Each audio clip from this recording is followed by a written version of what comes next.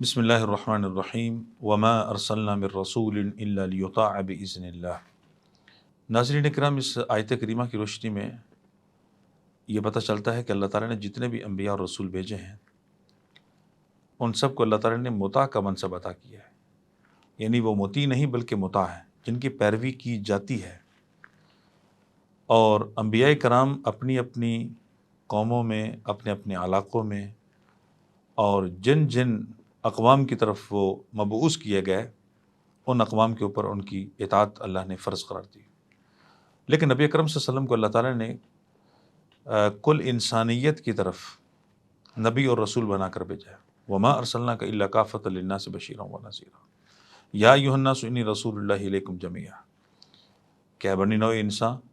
میں تمام کے تمام لوگوں کی طرف رسول بنا کر بھیجا گیا، اللہ کا رسول۔ نبی اکرم صلی اللہ علیہ وسلم جو کہ خاتم الانبیاء ہے، اور آپ علیہ الصلوۃ والسلام کی رسالت اور نبوت یہ قیامت تک جاری ہے اور باقی ہے، نہ ختم ہونے والی ہے، اور کوئی نبی اور رسول نہیں آنے والا۔ لیکن ہم یہ کیسے پہچانیں کہ یہ نبی جس نے 40 سال پہلے مکہ میں گزارے اور پھر اس کے بعد نبوت اور رسالت کا دعویٰ کر دیا کہ میں اللہ کا نبی ہوں، تم میری اطاعت کرو، میں اللہ کا نبی ہوں، تم میری جو ہے وہ پیروی کرو، تو اس بات کو کیسے پہچانا جائے گا؟ وہ کون سی علامات ہیں، وہ کون سے اوصاف ہیں، وہ کون سی نشانیاں ہیں کہ جن کے ذریعے سے ہم ایک سچے نبی اور ایک جھوٹے نبی میں فرق کر سکتے ہیں؟ ایک حدیث ہے جو صحیح بخاری کی ہے۔ ایک دفعہ نبی اکرم صلی اللہ علیہ وسلم استراحت فرما رہے تھے، آرام فرما رہے تھے، تو چند فرشتے آتے ہیں اور ایک فرشتہ دوسرے کو کہتا ہے کہ اس نبی کی مثال بیان کرو، تو دوسرے بول کے کہتے ہیں کہ تم بولو نہیں، اس نبی کے آرام میں خلل پڑ جائے گا۔ پھر پہلے والے فرشتے کہتے ہیں کہ نہیں، اس نبی کی جو آنکھیں ہیں وہ سوتی ہیں، اس کا دل جاگتا ہے۔ تو فرشتوں نے مثال بیان کی کہ اس نبی کی مثال ایسے ہے کہ جیسے کوئی ایک بہت بڑا بادشاہ محل تعمیر کرے، اور جب محل مکمل ہو جائے اس میں قسم قسم کے کھانے چن دے، پھر اس محل میں دعوت دینے کے لیے اپنے کسی بھی قاصد کو بھیجے، اپنے پیغمبر کو بھیجے کہ تم جاؤ اور اس محل کی طرف دعوت دو۔ تو اس نبی کی مثال یہ ہے کہ اللہ رب العزت جو کہ بادشاہوں کا بادشاہ ہے، مالک الملک ہے، اس نے جنت تعمیر کی، ہر قسم کی اس میں نعمتیں اللہ رب العزت نے دستیاب فرمائی، کھانے چن دیے۔ نبی اکرم صلی اللہ علیہ وسلم کو دنیا والوں کی طرف بھیجا کہ تم دعوت دو اس جنت کی طرف اور اس کی نعمتوں کی طرف اور اللہ کی رحمت اور اس کی خوشنودی کی طرف۔ جو بھی اس کی دعوت پہ لبیک کہے گا وہ اللہ کی جنت میں داخل ہوگا، اور جو بھی اس نبی کی دعوت کا انکار کرے گا وہ اللہ کی جہنم میں داخل ہو جائے گا۔ اس حدیث کا آخری ٹکڑا یہ ہے وَمُحَمَّدٌ فَرْقٌ بَيْنَ النَّاسِ، کہ محمد کریم صلی اللہ علیہ وسلم کی جو ذات ہے وہ در حقیقت لوگوں کے درمیان فرق کرے گی۔ اس کا ایک مفہوم یہ ہے کہ فرق کرنے کی جو چیز ہے وہ نبی اکرم صلی اللہ علیہ وسلم کی سیرت اور سنت ہے، یعنی کون ہے جو آپ کی سیرت کے مطابق ہیں، کون ہے جو آپ کی سیرت کے خلاف ہے، کون ہے جو آپ کی سنت کے مطابق چلتے ہیں، کون ہے جو آپ کی سنت کے خلاف چلتے ہیں۔ تو در حقیقت آپ صلی اللہ علیہ وسلم کی جو ہستی ہے یہ لوگوں کے درمیان فرق کرنے والی ہے۔ اس حدیث کے آخری الفاظ پہ ذرا غور کیجئے کہ کس قدر وضاحت کے ساتھ یہ بتایا گیا ہے کہ آپ علیہ الصلوۃ والسلام کی سیرت اور آپ کی سنت کو اپنانا در حقیقت اپنے آپ کو اہل جنت میں شامل کرنا ہے۔ تو گویا کہ یہ بات ہمارے سامنے ہونی چاہیے کہ یہ چھوٹا مسئلہ نہیں ہے، یہ جنت اور جہنم کا مسئلہ ہے۔ آپ کی سیرت کے مطابق چلنا اور آپ کی سیرت کی پرواہ نہ کرنا، آپ کی سنتوں کے مطابق چلنے کی کوشش کرنا اور آپ کی سنتوں کی پرواہ نہ کرنا، یہ چھوٹا مسئلہ نہیں ہے۔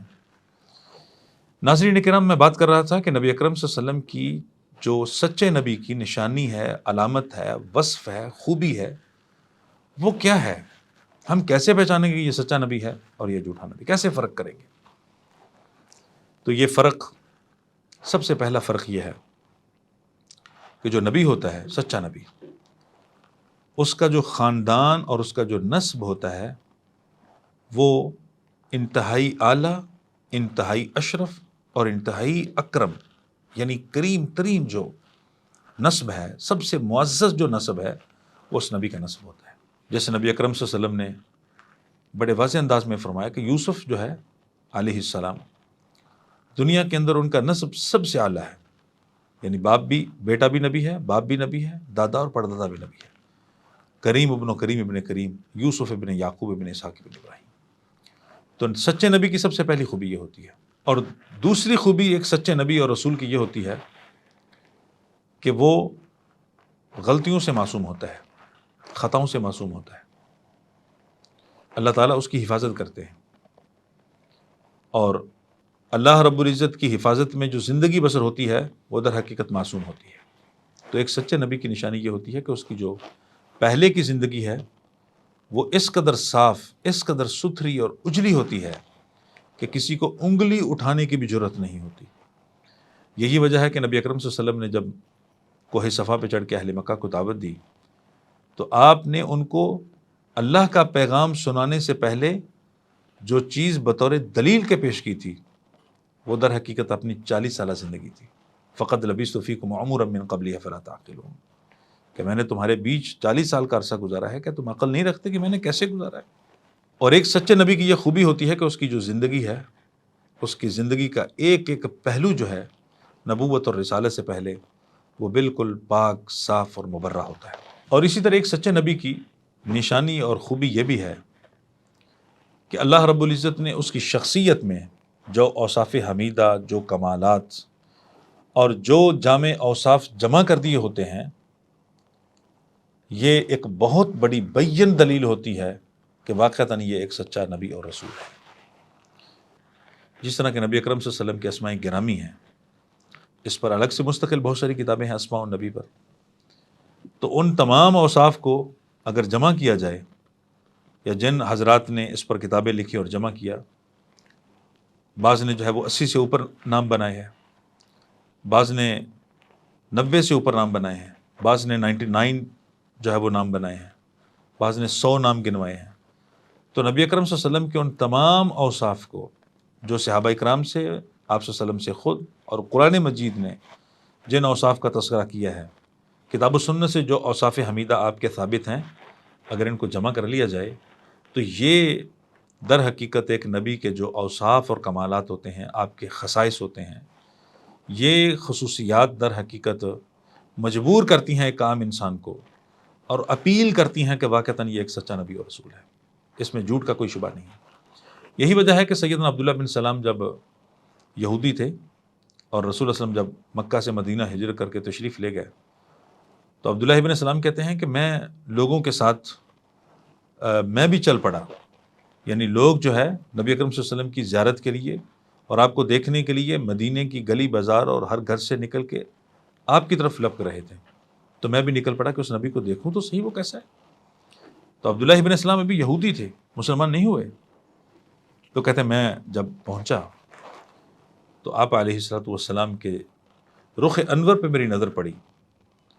اور آپ صلی اللہ علیہ وسلم کے زبان مبارک سے یہ الفاظ تھے، آپ نے جو تعلیم ارشاد فرمائی اور آپ نے جو سنت اور اپنی سیرت سے آپ نے جو حکم ارشاد فرمایا وہ یہ تھا کہ افشوا السلام، اطعموا الطعام، وصلوا الارحام، وصلوا باللیل والناس نیام۔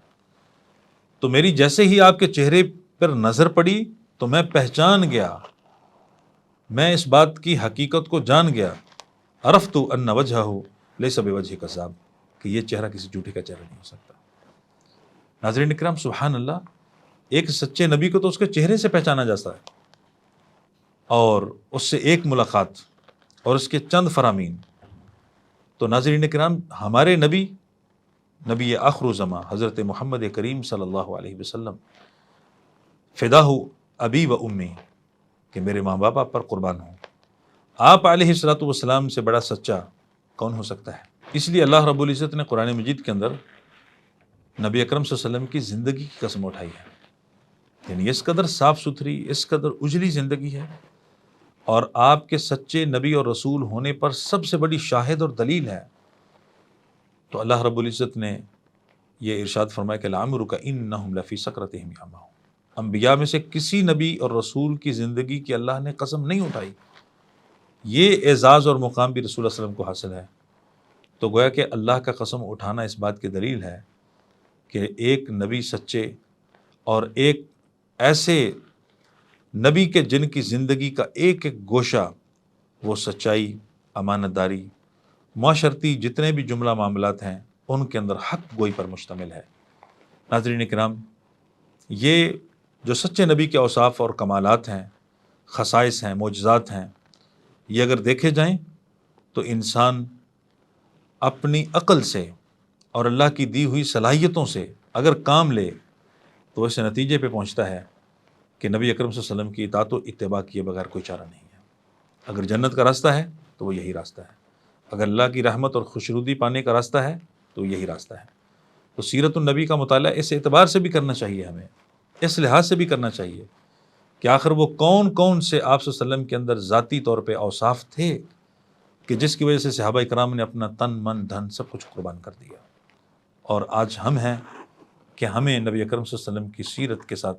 جو لگاؤ ہونا چاہیے وہ نہیں ہے، جو لگن ہونی چاہیے، جو شوق اور تڑپ ہونی چاہیے وہ نہیں ہے۔